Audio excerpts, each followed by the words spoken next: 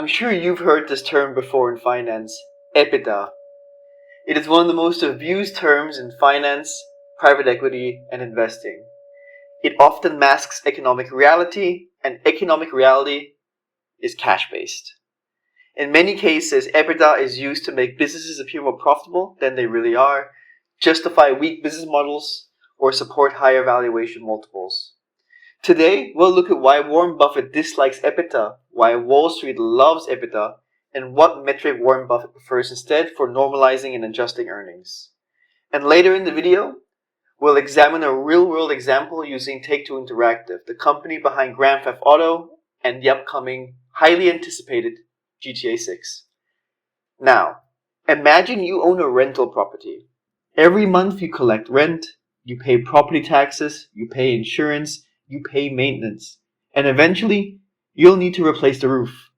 Now imagine if someone told you, let's ignore all those expenses and pretend that the property is much more profitable than it actually is. Huh? Sounds ridiculous, right? Well, that's exactly what EBITDA does. And that's why Warren Buffett has never been a fan of it. Let's start with the basics. What does EBITDA stand for? Earnings before interest, taxes, depreciation, and amortization. Don't worry if that sounds complicated. The idea is actually quite simple. You start with the company's earnings, and then you add back interest, taxes, depreciation, and amortization. And suddenly, profits become much larger. Wall Street loves EBITDA because it can make companies look cleaner, simpler, and more profitable. But Warren Buffett sees a major problem, because some of the expenses EBITDA removes are actually very real economic costs. Some are accounting costs, but some are real costs. Let's take a look at depreciation. Imagine you own a trucking company. You spend $100 million buying a fleet of trucks. Those trucks don't last forever. They wear out, engines fail, parts break. Eventually they must be replaced. Accountants recognize this reality through depreciation. Let's say those trucks depreciate by $10 million per year.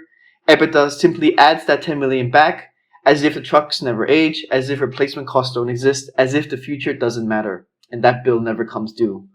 But of course it does. We all know it does. Eventually those trucks need replacing, and the replacement requires real cash. Buffett once famously asked, "Does management think the tooth fairy pays for all capital expenditures?" It's one of his most famous quotes regarding EBITDA, and it captures his criticism really well. Depreciation may be a non-cash expense today, but it represents very real cash outflows in the future. Now, to be fair, EBITDA isn't completely useless. Sometimes it can help compare businesses with different financing structures. For example, one company might have significant debt burden, while another one is almost debt clean. Interest expenses can distort comparisons. Likewise, tax rates may differ between countries. In these situations, EBITDA can provide useful information. This is particularly useful for private equity firms. The problem begins when investors mistake EBITDA for actual earnings, because it isn't.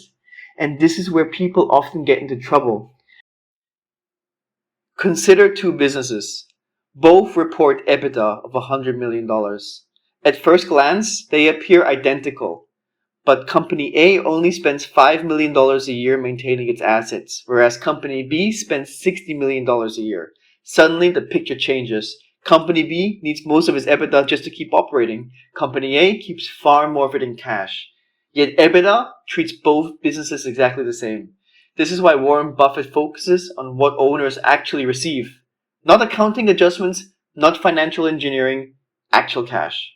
Now, let's take a look at a real company, Take-Two Interactive, the company behind Rockstar Studios, 2K Studios, and the highly anticipated Grand Theft Auto 6.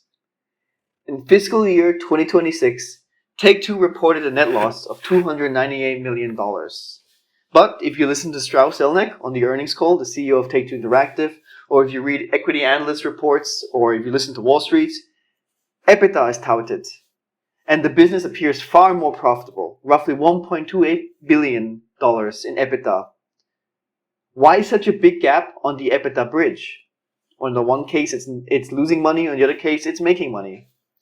because EBITDA adds back several large non-cash expenses. One of the biggest was $726 million of amortization and impairment related to acquired intangible assets. Much of this comes from prior acquisitions, including assets such as developed game technology, brands, intellectual property, and customer-related assets. Now, to be fair, some investors argued this should be ignored.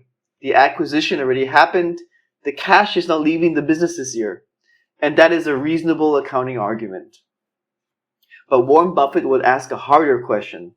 If acquisitions are part of how a company grows, are those costs truly optional? Or are they part of economic reality of the business? In most cases, the latter is the case. Then there is an even cleaner example. Software development. In fiscal 2026, Take-Two spent about $689 million in cash on software development costs and licenses. That cash actually left the business.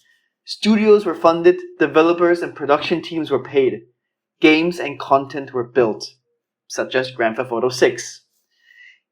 But accounting does not always expense those costs immediately through the profit and loss statement. Much of it can be capitalized on the balance sheet and then amortized later, after the game is released. In 2026, Take-Two recorded about $418 million of software development amortization and impairment. EBITDA adds that back too. And this is the key point. EBITDA is not inherently necessarily wrong, but it can make real economic costs look optional. In the case of software development, the cash was spent. The assets are being consumed. And if you always add it back to EBITDA, it's as if that has never been accounted for in adjusted and normalized earnings, therefore significantly overstating a company's profitability and economic reality. This is why Warren Buffett prefers something called owner earnings. He wanted to know not just what accounting adds back, but what cash a business must keep reinvesting to stay competitive. Because yes, not every accounting adjustment is a real cash outflow.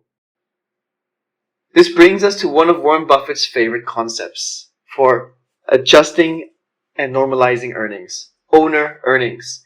Warren Buffett introduced this idea in a Berkshire Hathaway shareholder letter decades ago. Owner earnings starts with reported earnings. It adds back non-cash charges like depreciation and amortization. But here's the crucial difference. It then subtracts capital expenditures needed to maintain the business. In other words, how much cash could the owners actually take off the business without damaging its competitive position? That's the question Warren Buffett cares about. And honestly, it's the question every investor should care about. Because at the end of the day, a business is only worth the cash it can generate for its owners over time, not the EBITDA it reports on an earnings presentation or an investor call. This distinction becomes especially important in the capital-intensive industries. Think airlines, think railroads, think telecommunication companies, think shipping companies, think heavy manufacturing. These businesses require constant reinvestment. Planes wear out. Ships need repairs.